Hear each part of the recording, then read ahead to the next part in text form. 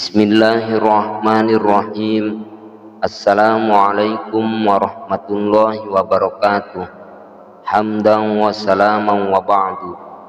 Syukur alhamdulillah kita masih bisa berjumpa lagi di channel ini. Harapan serta doa saya, semoga kita semua tetap dalam lindungan Allah Subhanahu wa ta'ala, dipanjangkan umurnya, dimurahkan rezekinya. Amin ya rabbal alamin. Dan tak lupa pula sholawat beserta salam semoga tetap terlimpahkan kepada junjungan kita Nabi besar Muhammad sallallahu alaihi wasallam. Allahumma sholli ala Muhammad wa ala ali Muhammad. Pemirsa yang dirahmati Allah, namanya adalah Abdullah bin Bushr al-Aslami, sedang nama panggilannya ialah Abu Sofwan atau Abu Busrin. Beliau termasuk orang-orang yang terdahulu masuk Islam, sebab beliau mengalami melakukan sembahyang kepada dua kiblat.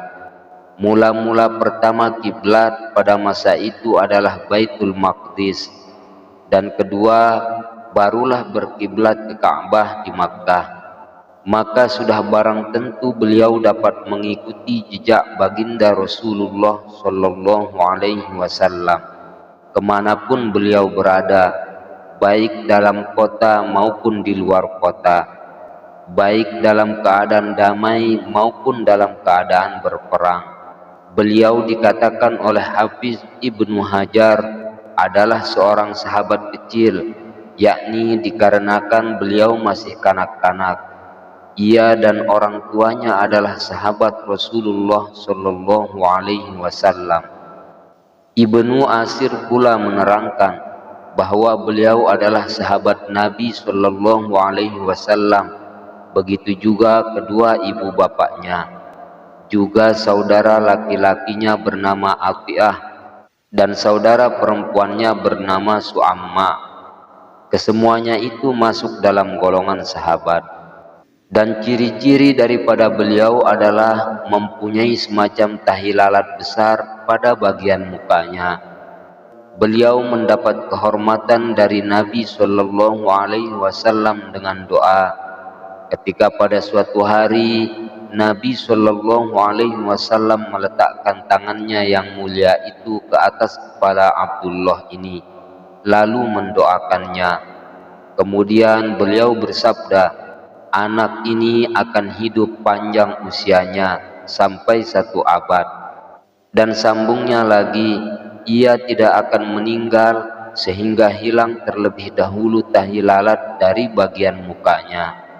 Demikianlah Abdullah bin Bushr panjang usianya hingga mencapai 100 tahun. Al-Hafiz Ibnu Hajar mengatakan hingga mencapai usia 94 tahun. Dan beliau meninggal dunia pada tahun 88 Hijriah. Dan memang sebelum meninggalnya telah tidak kelihatan lagi tahi lalatnya itu. Akan tetapi pendapat yang lain mengatakan bahwa beliau meninggal di Hims dalam daerah Syria. Beliaulah sahabat yang terakhir wafat di negeri Hims. Malah ia pula sahabat yang terakhir sekali meninggal dunia di daerah Syam atau Syria pada tahun 96 Masehi. Di antara hadis yang diriwayatkan oleh beliau adalah hadis mengenai panjang umur, di mana redaksi hadis itu yang artinya orang yang paling baik itu ialah orang yang panjang usianya dan baik pula amal kerjanya. Dan dalam hidupnya beliau juga berdaya upaya untuk dapat memenuhi maksud hadis yang diriwayatkannya itu. Memang Islam tersebar, dibela dan dimuliakan oleh para pemuda yang berbakat dan berakhlak seperti beliau ini. Beliau wafat pada zaman Khalifah Sulaiman bin Abdul Malik pada tahun 88 Hijriah atau bertepatan dengan 96 Masehi. Riwayat hadis yang dikumpulkan orang-orang dari beliau adalah sebanyak 50 hadis. Bukhari sendiri meriwayatkan 1 hadis, begitu juga Muslim satu hadis. Demikianlah, semoga Allah Subhanahu wa Ta'ala memperkenankan kita dapat bertemu muka dan bergaul dengan beliau dalam surga kelak. Amin ya rabbal alamin. Wallahu a'lam bishawab. Mungkin hanya ini yang bisa saya sajikan untuk para pemirsa. Semoga ada manfaatnya. Sekian, wassalamualaikum warahmatullahi wabarakatuh.